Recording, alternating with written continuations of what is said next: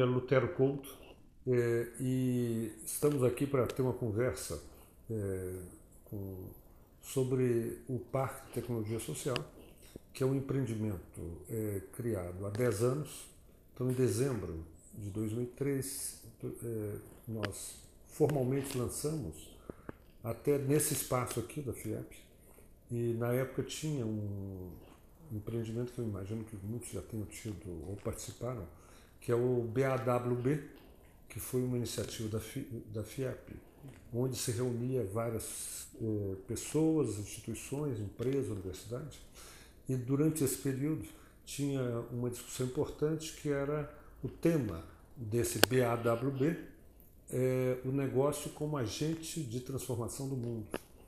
E nesse período já tinha uma proposta conduzida, ainda informal, ainda sem informal no sentido que não tinha CNPJ, que era uma rede de cidadãos que entendia que para ter um Brasil mais justo e menos desigual, haveria de ter uma postura de que você criar ambientes inspiradores, não é? E nessa discussão prévia, que era uma discussão cidadã, foi feito um retrospecto de, então, 503 anos do Brasil. E nessa visão, que era uma discussão, era uma grande maionese, né? Era a fase de cada um expor seu DNA, porque não tinha proposta de nem ser empresa, nem ser universidade, nem nada. Era uma conversa com foco em cidadania.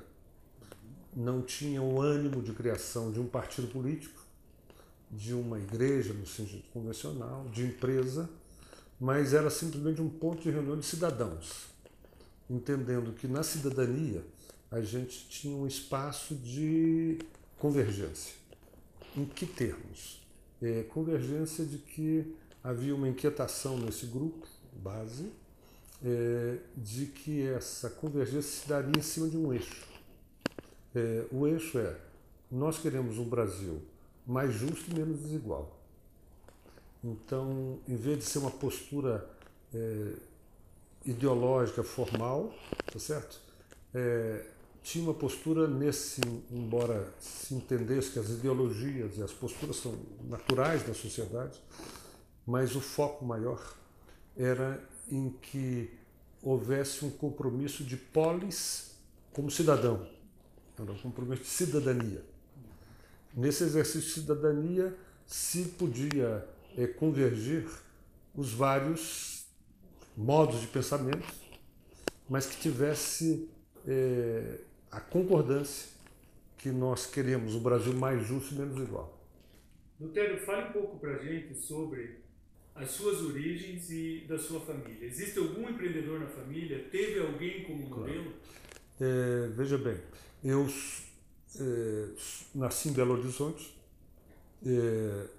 e a minha família, desde criança, então desde menino, meus pais, não é? E eu tenho, até o Lutero tem esse viés, eu venho do meio evangélico, minha família toda, então Lutero tem essa... e dentro dos espaços da família, da igreja, não é? Sempre tinha uma perspectiva.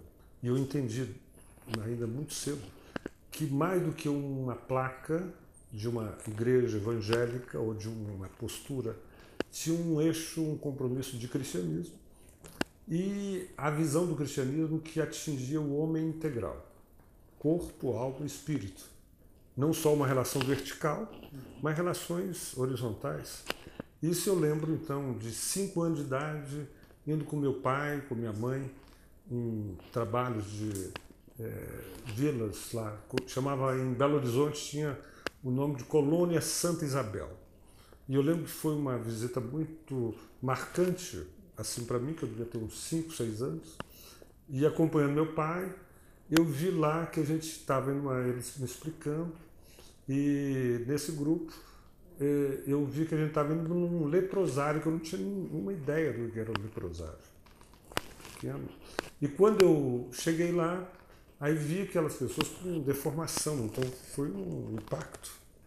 Mas o que eu entendi quando tinha naquele grupo também, muita alegria. Eu falei, como pode ter uma alegria no meio de uma situação tão...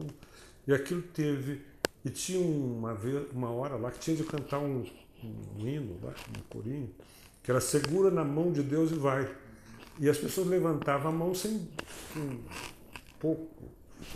Então aquela... E dali para frente, várias situações de que esse ambiente de intervenção da sociedade focado para a transformação do homem nas suas necessidades objetivas e não só um lugar de uma busca do etéreo. Então foi firmando, tá certo, uma convicção de que a proposta cristã é uma proposta que atinge o homem integral, e eu fiz essa opção não por ter uma família, mas por ter compromissos. Então eu sempre estudei em escola pública, então tinha... E as escolas públicas as melhores que tinham, tá certo? Era colégio estadual, tá certo?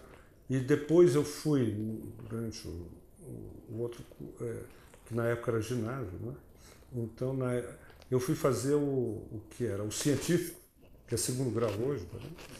Então eu fui fazer um curso que era do colégio piloto da UFMG, que era colégio universitário. Então era um colégio de 150 alunos, em 10 turmas, ensino integral. Toda a área de português, a química, a física, a biologia, todas as matérias, com laboratório. Então era uma finesse para esse curso. Você tinha que ter notas boas, e finalmente essa experiência ali me deu muito, embora eu já tivesse feito uma opção. E antes, naquela época, parece que permanece, as opções que se colocar para estudante ali era medicina ou engenharia, e eu tinha clareza, já entrei, de que eu queria fazer economia. E entendia que tinha uma chaga social muito importante. Eu não queria cuidar do doente, pessoa física, mas via aquela vocação de ter um impacto na formação profissional que tivesse habilidades para você medir a temperatura e a pressão da sociedade, e a economia é uma matriz disso. Então, o curso era muito bacana, a gente aprendeu não a estudar para passar no vestibular, mas o estudo era até tempo integral. E normalmente os alunos do colégio universitário tinham uma base já de um tempo, que antes não tinha os resultados do vestibular, saía não por internet, não, mas por listas na universidade. E eu via que quando nós todos, alunos lá, íamos ver se passavam, a lógica que tinha do grupo era pegar o primeiro lugar para frente, não do último para trás. Então, porque naquele colégio as pessoas tiravam primeiro, segundo, terceiro. E ali eu tive a clareza de que na pontuação que eu tinha, eu passava em qualquer curso, mas tinha já compromissos. Então eu fui um dos poucos alunos a ir na economia, né? Então, em economia fiz, depois fui fazer mestrado, aí eu fiz na Universidade de Brasília, tá certo? E sempre, e durante esse período universitário, eu participava de um grupo, que existe, um grupo mundial, que aqui no Brasil tem, e que a nível mundial é a Comunidade Internacional de Estudantes Evangélicos. No Brasil, isso se chama Aliança Bíblica Universitária. Então, durante toda a universidade, mesmo antes, eu tinha esse grupo, não é? E que a gente tinha intervenções importantes, assim, processo em geral. Então, nós fomos e passávamos período de férias. E eu lembro que uma época nós estávamos em Recife, uma favela de Recife, e moramos lá durante um mês. Tinha um curso, depois e ficamos um mês. E uma coisa interessante é que naquela época não era ditadura pesada, mas era já nos finais da ditadura, mas o Brasil era um outro país. E eu naquela favela, o pessoal todo muito pequeno, né? Muito pequeno, e eu grande, né? E o pessoal falou, esse cara não é daqui, e aí o SNI ia atrás, essas coisas todas, né? Então, porque parecia que naquele contexto da época, que pudesse ser, na leitura da época, posturas subversivas, né? E a gente entendeu, somos subversivos sim, tá certo? Não na militância política, embora tivéssemos também, tá certo? Mas ali tinha um processo de aprendizado e aí teve várias outras experiências durante o período de graduação. Né? Legal. Deixa eu mudar agora para o lado do conceito do empreendedor, né? Aqui, como que você se vê como empreendedor? Como as outras pessoas veem? Quais são as características pessoais mais importantes para o seu empreendimento? E também do empreendedor. Claro. Primeiro, o empreendedorismo social, na minha visão, ele tem um viés mais, tá certo, de uma agenda afirmativa, de superar um país que é desigual. É mais esse do que o foco que muitas vezes se dá da filantropia. Tá certo?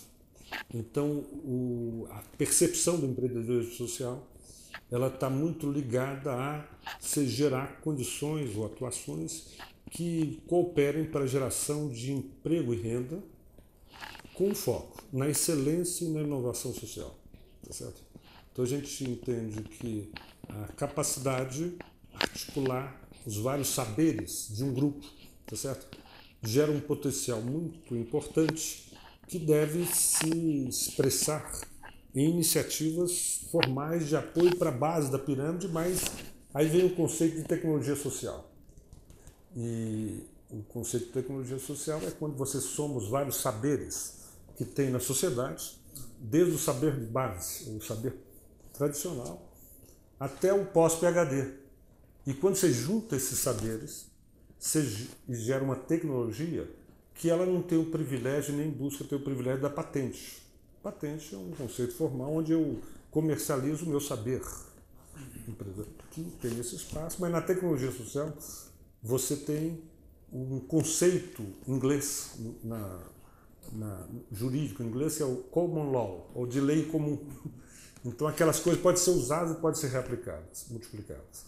Então a gente entende que a viés do empreendedorismo social está muito ligada à sustentabilidade, tá certo? E não a ações de ter um espaço onde as pessoas fazem a sua catarse pessoal e tornam a pessoa assistida como objeto. Não são. Somos protagonistas todos. E nessa visão de protagonismo, a foco do Pacto de Tecnologia Social, mais do que fazer alguma coisa, tá certo? E nós estamos com um desafio bacana, importante, nada simples, que é, onde você intervém, você gerar ambientes inspiradores que contribuam para soluções em escala. Nós temos um mau costume brasileiro que vem de toda uma partidarização política da sociedade, onde um país continental, você vê frequentemente, ao longo da história brasileira, pessoas, instituições, partidos ou governos buscando soluções de ordem aritmética para problemas de ordem geométrica. Você é pequeno país, tá certo? E nós entendemos que, como sociedade, a gente tem que tratar o país com a grandeza que ele tem para ter soluções em escala. Então, o empreendedorismo social, mais do que um empreender para o pequenininho, para o coitadinho, tem uma preferência por ele, é empreender para a sociedade brasileira. Quais são as principais competências e valores do empreendedor para você? Primeiro, a absoluta centralidade pessoal. Quando, de alguma forma, você não tem a clareza da centralidade pessoal, tá certo? Que é uma solução íntima. Muitas vezes você vai intervir e a doença que todos temos e tem, mas quando não tem essa clareza, na minha ação eu espalho doença, porque você expressa, você dá o que tem. Nessa percepção, no Pacto de Tecnologia Social, nós temos um projeto com uma clareza desde o início, que chama Cuidando de Quem Cuida. Então, dentro do projeto, além de áreas especiais, tem um grupo que está se construindo na perspectiva do cuidado, onde as pessoas que estão envolvidas, eu e outros que estão na direção, nos abrimos ao cuidado de terceiros. Cuidado físico, emocional, espiritual. E isso não é simples, tá certo? Não é simples. E quando você envolve nesses embates, a agenda é tão forte que muitas vezes você perde a centralidade. Então, primeira característica para o empreendimento social, que tenha repercussão, tá certo? Não para construir uma agenda pessoal para ser candidato, nem para construir uma agenda pessoal de pagar os seus males, assim, porque você é beneficiário, mas para ter agendas de transformação social. Centralidade pessoal, tá certo? Segundo, um outro desafio importante, reconhecer o valor dos pequenos começos. Pequenos começos. Quando você intervém, você tem de ter a clareza que os pequenos começos são muito relevantes, seja na comunidade, seja em você mesmo. Porque senão você fica uma megalomania. Você tem que ter uma solução de escala. E finalmente, que é outro importante ponto, desafio e um tensionamento constante, mas que é da vida, você ter um desafio de ter uma coerência entre o discurso e a sua prática. Porque é aí que isso se constrói no tempo. Então, com essas questões muito simples, mas eu diria que as questões elas são ontológicas, elas estão no self, ela está lá na estrutura, porque o empreendedor individual tem que ter um conteúdo, porque senão vai empreender outro tipo de ação, né? Então a gente entendeu que essa postura nos leva a um desafio constante de ter no empreendedorismo social não um trabalho fora do meu expediente para me atender a alguma coisa. Ele passa a ter uma visão de projeto de vida, onde a ação na minha vida profissional, na minha vida social, ela tem uma coerência. Eu não fico fazendo empreendimento social, um empreendedorismo social, em 2 horas por semana ou 40 horas por semana, uma carga horária que se define. A sua ação, tá certo? Para ter consistência, aí você começa a ter uma consistência entre projetos de vidas que se expressam, cada um a seu modo, não é? Mas que tenham consistência e não uma proposta marketable, mercadológica, que tem, mas não entendemos que é o melhor caminho, né? Então, o Parque de Tecnologia Social, no conceito, ele funciona como uma grande incubadora. Tem uma incubadora Gênesis de Tecnologia Social, que iniciou incubando iniciativas produtivas. Mas se tinha uma visão de quando você vai intervir nessas comunidades, tem trabalho, as pessoas sabem trabalhar naquilo que faz, tem recursos materiais humanos, tem recursos materiais, não tem recurso financeiro, tá certo? Porque é a área de carência de qualquer empreendimento. Qualquer empreendimento você tem o limite do capital, tá certo? Mas principalmente nessas áreas de base você não tem o capital. Então a gente fez um desafio muito importante no início, 2003, que até 2010, até 2013, ninguém pediria nem R$1, nem $1, nem €1 de ninguém. Então, do ponto de vista formal, como economista está falando, nós estamos fazendo uma proposta que não tinha senso, porque não ia ter orçamento. E a ideia é que o que nós íamos usar? A rede de conhecimento. Então, do ponto de vista formal, a gente não pretendia não ter real em 10 anos, nem em 10 meses. Isso é um projeto de criação, está todo isso bem estabelecido, bem escrito. Depois não iria pedir nenhum real, nem $1, nem €1. E aí tinha um desafio da gente ver que tem uma riqueza que não é monetária, tá certo? E aí apareceu o conceito do neuro, que vem do neurônio, do conhecimento. E através de uma rede de conhecimento se foi implantando o projeto sem R$1 de ninguém. Eu estou falando agora, início de 2014. É um projeto por quê? A ideia foi ter um projeto independente. Independente no sentido de que os próprios empreendedores, ele define o seu rumo, define o seu passo, define a lógica, e não um investidor externo, seja o governo, seja a empresa, seja uma instituição mesmo eclesiástica, de igreja, seja qual for. Os próprios empreendedores, em conjunto com a comunidade, vão definir o ritmo. Então, usando as riquezas que cada um tem, tá certo? E as disponibilidades que cada um tem, no tempo que elas têm. E isso gerou uma proposta que a gente valoriza muito, que é a independência. E nisso aí, a formalização passou a ser através de uma moeda. E essa moeda, que a gente já está praticando, a gente começou a conceituar. E essa moeda neuro, tá certo? Agora, em 2014, nós passamos a etapa de atuar no quadradinho, captação de recursos, passamos a atuar. Então a gente faz uma inflexão do projeto, de uma gestão de redes, que é 2013, 10 anos, e iniciamos agora, em 2014, outra plataforma de gestão, que é a gestão corporativa. Aí nós estamos apostando em governança corporativa.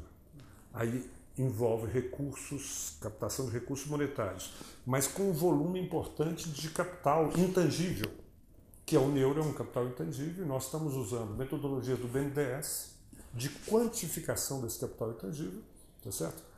E com esse capital intangível nós estamos constituindo, no mês que vem, um neurobanco, Banco de Desenvolvimento Comunitário, que é o primeiro banco comunitário do Paraná. Esse neurobanco, a gente tem uma referência nesse período atrás, nós somos da Espanha, da Índia, com Yunus Mohamed, da Canadá, tem uma experiência internacional importante, no País Basco, na Espanha, Cooperativa de Mondragón, e em cima dessas experiências internacionais, não é, e brasileiras, nós começamos e será lançado o Neurobanco. Eu diria o seguinte, aí sempre resgatando a história, né? Naturalmente os meninos brincavam, tá certo? Tinha de fazer, eu inclusive era goleiro.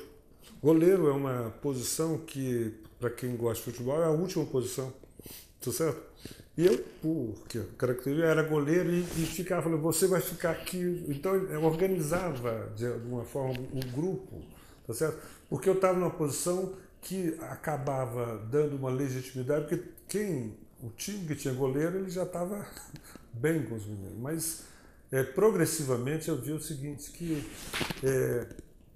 eu entendi muito cedo, tá certo?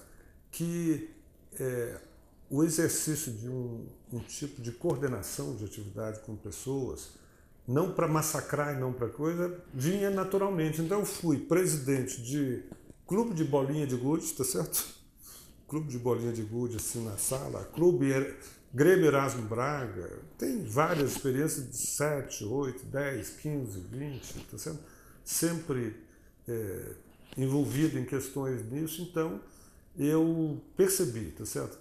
Que tinha alguma coisa que era inata, eu falei assim, eu tenho de desenvolver isso, tá certo?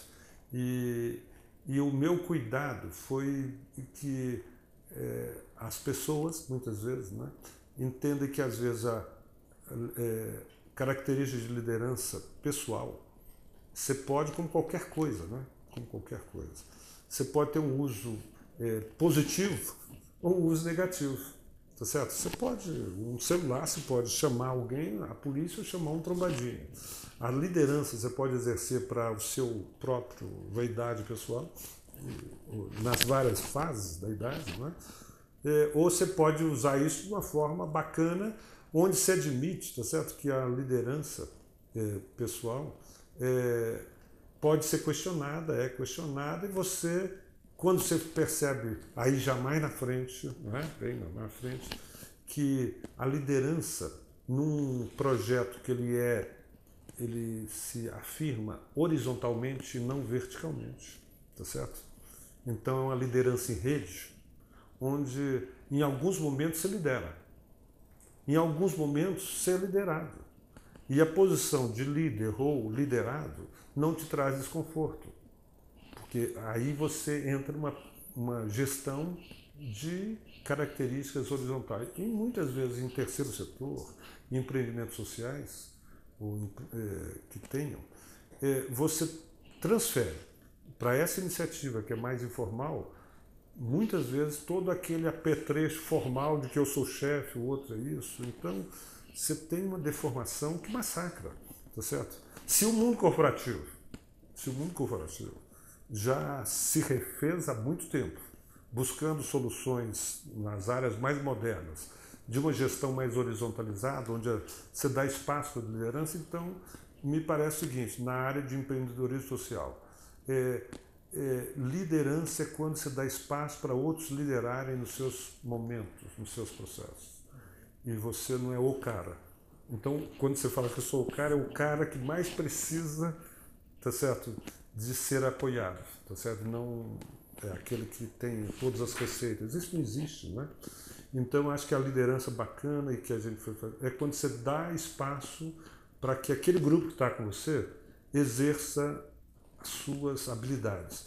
Quando alguém chega para sentar, entre aspas, numa cadeira do Parque de Tecnologia Social, tem uma pergunta fatal e intencional. A pergunta é: em que área você é brilhante? Então, e essa pergunta é uma pergunta nem sempre é muito facilmente respondida, e a pessoa não deve responder errado. Porque quando você pergunta no mundo de habilidades múltiplas, e cada um de nós tem habilidades múltiplas, a ideia é que quando você se descobre, tá certo? Onde você é brilhante, tá certo? Onde você é brilhante, onde que eu brilho. E você tem o conforto de entender que naquele espaço você tem capacidade de expressão do seu brilhante e você tem uma rede, aí aquele projeto certamente terá um impacto muito forte, porque você está reunindo pessoas brilhantes em várias atividades. Então, liderança é a capacidade de deixar os outros brilhar e brilhar. Então, é por aí, não é?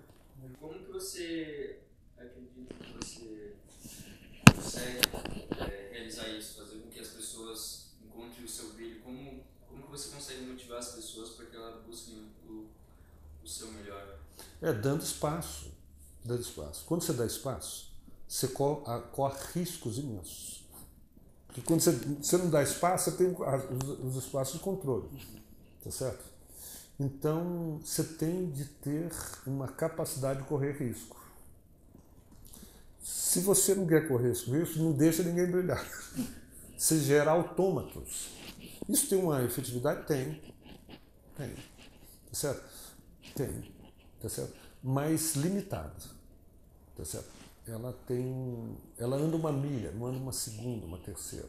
Tá certo? Eu falei de um dos valores, que é o princípio de reconhecer os pequenos valores, os pequenos começos. Não é? E a gente tem um outro ponto, que é resiliência, capacidade de resiliência. Resiliência vem da física, né? De teste de material para você fazer, aplicado na área social, é você saber tratar situações adversas, tá certo? De alta tensão, e voltar ao equilíbrio inicial sem grande deformação. Então, para deixar que as pessoas brilhem, tá certo? Você tem de ter a habilidade, tá certo? De saber que você erra, não é o outro que erra. E que o erro do outro, tá certo? É espaço para crescer. Para isso tem de ter relações de confiança. Então, quando a pessoa senta no lugar para perguntar em que área você brilha, já tem relações de confiança, de sincronicidade, de percepção. E um ponto absolutamente importante é o seguinte: quando você está tratando de pessoas, é a matéria-prima do empreendedor social. São pessoas. Não é mesa, não é cadeira, não é lápis, não é computador, são pessoas. Tá certo? A realidade é que tem pessoas ácidas e pessoas básicas. Você tem que ter clareza sobre isso, para evitar grandes transtornos. Tá certo? E como ninguém tem bola mágica, a acidez, ou o básico, quer dizer, soluções harmoniosas, mesmo dentro de um conflito, mas que conduzam à superação, você descobre no processo. Ninguém tem uma estrela na testa dizendo... Então, no processo. Daí, a gente criou uma figura, e isso está funcionando, tem funcionado, em 10 anos. Isso aí, a gente tem experiências várias. De quem senta numa cadeira, tá certo? Que nós estamos chamando hipoteticamente uma cadeira do Parque de Tecnologia Social. Cada cadeira tem um botão autoejetável. De vez em quando você vê pessoa indo para o espaço, porque não tem identidade.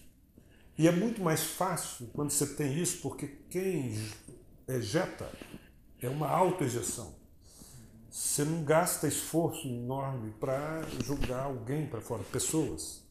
E quando você joga para fora, não quer dizer que as pessoas são más, é porque às vezes não é questão de ser mal ou boa, é questão de não ter afinidades com a proposta. Então, como não há a ideia de autoejeção, é que muitas vezes a pessoa vai brilhar em outro espaço. Até porque aquele espaço que a gente está criando não é o melhor do mundo, não é a alternativa, não é o terceiro caminho. É uma das N opções que numa sociedade plural, que tem pessoas plurais e que tem diversidade, então você não se acha o dono da cocada preta, nem o rei da cocada preta, porque não tem nem rei, nem cocada preta. No jogo da sociedade tem a diversidade. E eu acho que nessa condição o empreendedor social tem de ter muita clareza que naquele trabalho que se envolve pessoas, aquelas pessoas também são protagonistas, não são coadjuvantes, as pessoas que estão cooperando. E eles, junto com aquele ambiente da comunidade que ele está atuando, que seriam os alvos da ação, eles também são protagonistas e têm essa relação. Então, onde você dá espaço para que outros brilhem, você corre um grande risco. Grande risco. Tem grandes aborrecimentos. Mas tem uma síntese, tem uma resultante. Você tem vários vetores. Você tem uma resultante que eu diria afirmativa. Tá certo? Onde o projeto pode não ir tão bem, pode não ir tanta força, mas ele está apontado numa direção que se estabelece, tá certo? Pelos elementos dela. E não...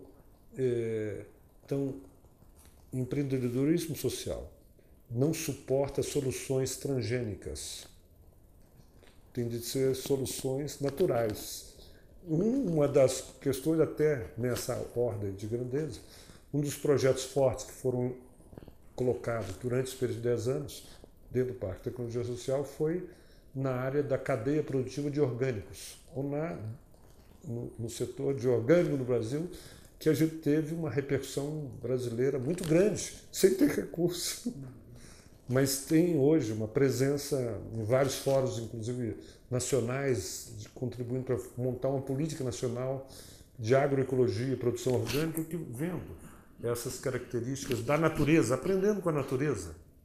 Que eu lembro que de muito tempo eu tinha, tá certo, uma vocação para andar nesses caminhos de envolver em empreendimentos. E com o amadurecimento na vida, eu trabalhei no governo em Brasília. Então eu fiz agronomia, fiz mestrado, e eu estava em posições muito altas no governo. Estava em segundo escalão. Então toda a área econômica do governo eu conheço, já participei de tudo, porque eu morei em Brasília 20 anos. Tá certo? Então chegou um momento lá, por questões pessoais, tá certo? Pessoais, eu decidi pedir demissão do governo. E em posições que normalmente no governo tem salários muito altos. E tem posições assim altas. Mas, enfim, eu decidi fazer um corte por questões pessoais e pedir demissão do governo, tá certo? Já. E nesse corte aí eu diria que eu vou responder a sua pergunta. Para envolver no empreendimento social com consequência, que tivesse permanência, que tivesse projeção e que tivesse expressão para muita gente, não operando no marco do primeiro setor, que é o governo, mas operando no marco do terceiro setor, com a clareza dessas viagens que fazer. O terceiro setor no Brasil ainda é uma área, até hoje, muito... As pessoas não falam em ONG, como ONG, uma organização não governamental, é terceiro setor, sim, mas no Brasil, por N problemas que a gente tem, seja com empresas, seja com governo, seja também com ONGs, nós temos um viés visto na população brasileira como ONG, como uma pecha, e por vários motivos reais e outros, mídia, de que ONG é um espaço de fazer laranja, pegando recursos de governo para usos indevidos. Isso existe? Evidente que existe. Evidente que existe ONGs sérias. Mas a nossa percepção, quando a gente fez uma opção de não pegar um recurso de governo, mesmo tendo muito acesso ao governo, foi para marcar a independência, porque o dinheiro corrompe. Nós temos um projeto aí que está incubado ainda, que chama Pecunia Olet. No latim, o dinheiro tem cheiro. Tá certo? Então, nesse processo de criação, um exemplo, tiver outros, dos conflitos de quando você fala que o dinheiro não manda, o dinheiro é meio, o dinheiro não é fim. Quando você vai e estressa as coisas da prática, você tem problemas. Um exemplo. Durante esse processo de construção do neurobanco, da moeda social, nós temos uma moeda em papel feita por grupos. Tudo isso foi feito por pessoas, ninguém pagou ninguém, mas em soluções de alto valor, de qualidade. Então foi feita uma cédula. E por que nós fizemos essa cédula? Porque o Banco Central nos pediu que eles queriam inaugurar um museu de moedas sociais com cédulas e nos chamaram para a gente fazer. Então nós fizemos e dissemos o seguinte: nós não vamos circular essa moeda com papel, porque tem várias complicadoras de segurança, de fraudes e outras coisas mais pelo conceito. Nós vamos fazer uma moeda digital, uma solução digital. Nós vamos ter dinheiro de TI. Agora, TI tem analista, tem que ter dinheiro. Então nós demoramos, porque a gente não tinha um dinheiro para contratar o analista, isso, aquilo. A gente fez algumas incursões, mas enfim, chegou um momento, não muito longe, 2 anos e meio atrás, que nós fizemos uma solicitação para uma área de governo federal de ter R$150 mil. E naquele momento o projeto era muito pesado, muito encorpado. O pedido de R$150 mil, houve uma oferta de R$1,5 milhão para atender, porque o projeto era... E a gente entendeu que aquele recurso, que era necessário e ajudar para várias coisas, mas muitas vezes o dinheiro, e essa é uma das essências, às vezes ele é veneno e não remédio. E a gente entendeu que naquela proposta ia ter alguma coisa parecida com a lei de Jack o Estripador, tá certo? Que ia fatiar aquele dinheiro para outros usos. E aí a gente expressou que não, a gente não tem esse conforto de usar recursos, tá certo? Públicos, principalmente, de uma maneira inadequada. Então, mas de qualquer maneira o processo foi até que tinha de ter uma decisão e numa dada reunião formal, então questões formais, a resposta que foi dada para dizer não àquela proposta, de uma maneira mais elegante, mais firme, virou o slogan do Neuro. E a resposta dada para aquele oferecimento, 1,5 milhão e tudo, e foi espontânea, tá certo? Mas virou slogan, até ter outro melhor. Então a resposta foi: quem tem neuro não se encanta com euro. Então, se entendeu, e aquele papel que já tinha um contrato assinado para todo mundo, no meio de uma série de outros empreendimentos, nós observamos que aquele papel, aquele contrato foi tirado. A gente entendeu, claro. Nossa. E a gente não recebeu nem os 1,5 milhão, nem os 150 mil. Tá certo? Mas, então, a coerência com essas coisas não são fáceis. Então, empreendedorismo social, tá certo? Transformador, tá certo? Que tem essência, é uma maratona com obstáculos, não é uma corrida de 100 metros. Primeiro, como identifica oportunidades, né? Mapeando um diagnóstico de uma comunidade, tá certo? Primeiro, você tem de ir em cima de dados e fatos, e não de uma ideia mirabolante, tá certo? De uma ideia até super inovadora, mas descolada da realidade que você vai atuar, tá certo? Exemplo, nós fomos, a primeira intervenção nossa, nós estávamos aqui na FIEP, num ambiente, fazendo uma maionese para tudo telado, conversa para lá, para cá, até porque era um grupo de cidadãos que não tinha nenhum compromisso de fazer nada, mas sim de ser. Não era financiado por ninguém, cada um se autofinanciava, então não tinha nenhum compromisso de prestação de conta para ninguém. Mas a sociedade, do ponto de vista geral, pede para que se preste contas. Então a gente estava nesse prédio aqui, muito, né, do Jardim Botânico da FIEP, que era a nossa base, e chegou 4, 5 produtores de Doutor Ulisses, que é um lugar que a gente está falando, que é Doutor Ulisses ainda é o segundo mais baixo DH do Paraná, tá certo? Cidade, né? E então eles chegaram lá, cheio de pó, porque na época,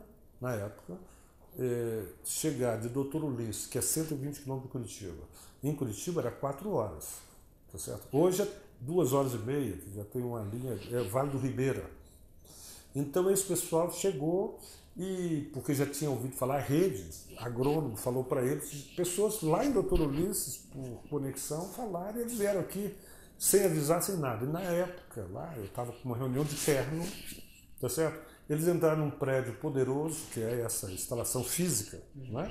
Não é nossa, mas ele estava... E eu estava de terno, então, do ponto de vista formal, tinha todo o senso da exclusão. Pessoas que vêm de um lugar um dos mais pobres do Paraná, empoeirados, tá certo? Produtor de mel, tá certo? E no final a gente viu o seguinte, ali tem um teste bacana para a nossa teoria. O resumo da obra foi que a gente começou ali uma intervenção em Doutor Ulisses, formando uma cooperativa, que existe até hoje, Cooperativa dos Empreendedores do Vale do Ribeira, esse é o nome da cooperativa. E lá nessa cooperativa, a gente procurou identificar isso. O que vocês têm aí na mão? Tá certo? O que vocês têm na mão? Eles tinham mel. Mas como que era o mel? Tá certo que eles tinham? Era um mel que eu não sabia, que eles chamam mel espremido. Mel espremido é o quê? Porque Vale do Ribeiro, uma região muito rica ambientalmente, tinha muita abelha, colmeia, eles pegavam aquela colmeia e espremiam na toalha, tá certo? E ali vendia, tá certo? Obviamente com muito depreciado. Então, a identificação da necessidade daquela comunidade nos levou, tá certo, a ter intervenções para superar uma situação posta. Então, primeiro, quando você vai intervir, ter a clareza da necessidade do outro e não da minha necessidade. Então, é uma característica por onde que eu vou, aonde que eu vou, tá certo? Quando você vai atuar numa comunidade, aí eu estou falando de uma ação especificamente em comunidades locais específicas. Então, e lá nós tivemos uma experiência imensa de toda uma teoria que a gente tinha, de toda aquela coisa, que era coisa bacana, mas a gente viu o seguinte: para atuar na comunidade tem de ter pés descalços, não pode ter salto alto, de que espécie seja. E lá nós aprendemos, fizemos um curso de alfabetização, tá certo? Esse curso de alfabetização, porque as pessoas não sabiam ler. E a maior parte da população de Dr. Ulisses, até hoje, são descendentes de alemães, italianos e franceses. Caboclos, que se perderam, tá certo? E que agora tem riquezas. E o seu Lauro, um querido seu Lauro, hoje deve ter uns 85 anos, mais de 60 anos de mel. Fizemos um curso de apicultura levando o professor da Federal, PhD em apicultura, com o seu Lauro, que tinha 60 anos de mel. No bom sentido, o seu Lauro deu um samba no PhD, porque ele conhecia muito, tá certo? E com o seu Lauro eu aprendi, tá certo? E na metrificação da moeda euro, aí foi um aprendizado com o seu Lauro, ele me mostrou a aptoxina, uma questão, a aptoxina é o veneno da abelha, tá certo? E aí, em cima daquela aula que eu tive com o seu Lauro, que estava no nosso curso de alfabetização, e que era professor nosso para economia da vida, mostrando as abelhas, aí, como economista, não é? Na teoria, nós fomos pegando e valorizamos, então, um euro, tá certo? É igual a 2 gramas da aptoxina. A aptoxina processada, ela passa a ser um corticoide, é um medicamento, que pode ser um veneno, mas é um medicamento. E na metrificação nós começamos a ver, e chegamos lá, o preço de 1 grama de aptoxina processada é igual a R$10.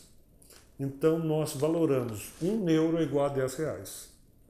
E o meu professor de economia foi o seu Lauro, tá certo? Lá, apicultor que fazia um curso de alfabetização, não sabia nem ler, e que mas como que nós fomos chegando a isso? Vendo a necessidade daquela comunidade, era de fazer uma gestão de mel, transformando aquele produto com boas práticas em produto que fosse virando o colhedor de mel, que era o que eles faziam, eles coletavam mel, era um extrativismo, para uma atividade racional, que é uma apicultura que envolve... E o professor disso estava na comunidade mesmo, que era o seu Lauro. A gente viu que a gente tinha que apoiar o seu Lauro. Primeiro, pelo perfil das pessoas que se envolveram nesse projeto, eram pessoas, várias delas, do núcleo inicial, eram pessoas que tinham muita relação dentro do governo e dentro de empresas. Tá certo? Então, então, a relação desse grupo, que pessoas já tinham redes prévias na área pública, na área empresarial, então foi muito facilitado. Até que, um exemplo até clássico e inusitado. Um dos membros da rede nossa, a Rede Cidadãos, não muito tempo, 2 anos e meio atrás, ele estava numa lista tríplice para ser indicado para ministro do STJ, então um tribunal superior no Brasil.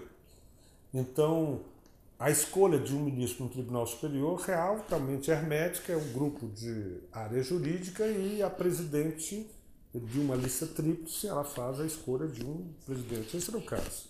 A sociedade civil não tem absolutamente nenhum palpite a dar nesse assunto.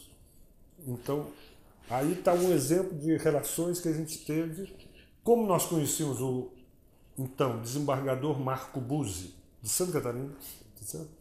Então, naquela disputa estava o desembargador Marco Buzzi, mais 2 outros candidatos, um de Minas, um de São Paulo, estados que têm mais presença política para interferir em decisões desse nível. O que nós fizemos, mesmo não tendo nenhum palpite a dar numa disputa de STJ ou de um tribunal superior, mas como sociedade civil a gente sabia quem era o ministro, o então candidato, e nós fizemos uma carta, ofício, para presidente,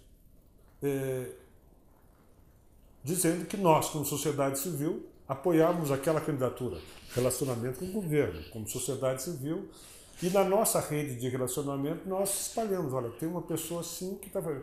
E choveu de e-mails na presidência, choveu, não foi 2, 5, foi muitos. E na prática, em governo, que ele conhece, isso vai para uma pastinha, para um processo. E aí fizemos isso, nós fizemos uma iniciativa sem andar da carruagem, que nós vimos depois numa conversa em Brasília com as pessoas, que aconteceu, isso é histórico, o ministro está hoje, a presidente tinha pressões lá, nós fizemos isso apenas como sociedade, e ela chamou, numa pressão, pediu à ministra, então, Gleisi Hoffmann, que era ministra da Casa Civil, então, ministra, traga a pasta daquele candidato apoiado pela sociedade civil, e senador, deputado, tudo em cima dela na decisão, o ministro Zé Eduardo lá junto, depois quem me falou isso foi ele, ministro. Aí ela, presidente, por uma casualidade, ela disse que estava indicando o nome do ministro Marco Buzzi, então, porque ele tinha apoio da sociedade civil. Então, por uma característica, eu diria, isso foi espontânea, não houve. Então, o grupo tem relação nas várias áreas de governo, sem pedir a mediação de deputado, de senador, no processo formal de chegar junto às estruturas de poder, apadrinhado por um deputado, por um senador, por um vereador. Respeitamos essas vias, mas como cidadão nós temos acesso por redes. Setor privado. A gente tem vários, o Rodrigo Rocha Loures, por exemplo, o atual presidente Edson Campagnolo, tá certo? Eram pessoas que desde a época conheciam pessoalmente e participam do processo. Então a gente tem uma relação natural que vem de uma relação de rede. E isso a gente acha que é muito positivo, porque nós não queremos fazer um terceiro setor que briga com o primeiro e com o segundo. Não, a gente tem que ter uma conjunção de interesses de primeiro, segundo e terceiro setor para ter uma ação de empreendimento social o mais positiva possível. Como eu comentei, até o momento que a gente fechou em 2013, a gente tinha uma visão de gestão de rede, até porque era muito flexível, não tinha recursos. E em cima disso eram decisões feitas num colegiado das pessoas que naquele empreendimento, então uma rede tem nódulos, tá certo? Cada nódulo é um projeto. Então a gestão horizontalizada ficava dentro do nódulo. Isso a gente teve uns avanços importantes, muitos problemas, que nos levou para uma outra etapa que a gente está engateando, que a gente está buscando, inclusive, tá certo? Buscando, vai ser uma boa, deixa aí com o pessoal da PUC, nós estamos buscando modelos de gestão corporativa, ok? Para tornar mais efetivo, mais eficaz as propostas. Então é uma proposta em construção, que são modelos de governança corporativa que nós... Tem exemplos, tem coisa. Agora, a gente tem... A gente entende que a mudança corporativa, que trata as questões mais pontuais, a quem compete o quê, quais são as áreas de competência de cada área do projeto, ela já tem, pela história, um bom insumo na rede.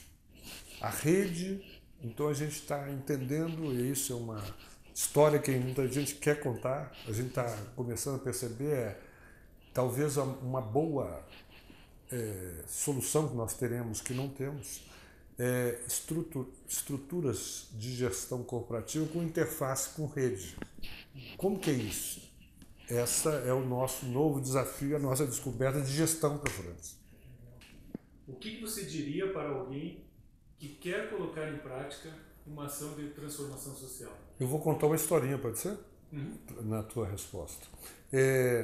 Tinha uma pessoa que procurou, tá certo? Um amigo, essa historinha é verdadeira, que perguntou, tinha um projeto bacana pra caramba, muito legal e realmente bom.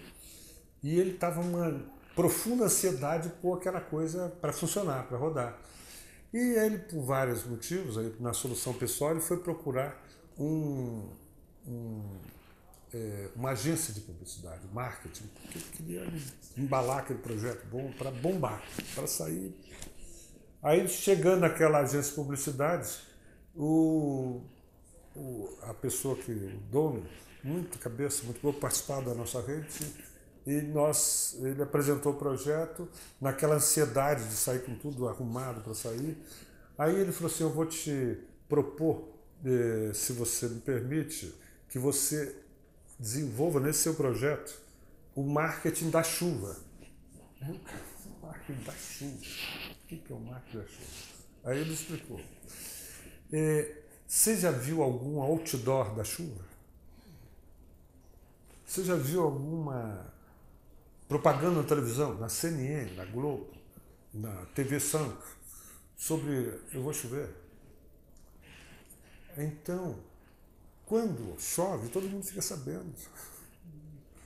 Então, chova. Então, a melhor indicação que eu daria para alguém que tem é que aquilo que está dentro de você chova. Chova. Chover é expresse. Tá certo? E quando você faz isso, a força da vida, tá certo? É muito maior do que as embalagens, por melhor que seja. Então, primeiro o conteúdo. Depois, claro que tem que ter embalagem. Não dispensará o marketing, não dispensará instrumentos que sejam aplicados. Mas a essência é o que você está carregando, a mensagem que você está carregando. Então a mensagem que você está carregando, chove. Então a melhor sugestão, sai dos formatos de, olha, vamos fazer um cursinho para fazer isso, tudo isso poderá ser o segundo, e certamente será, o segundo passo. Mas o primeiro é chova.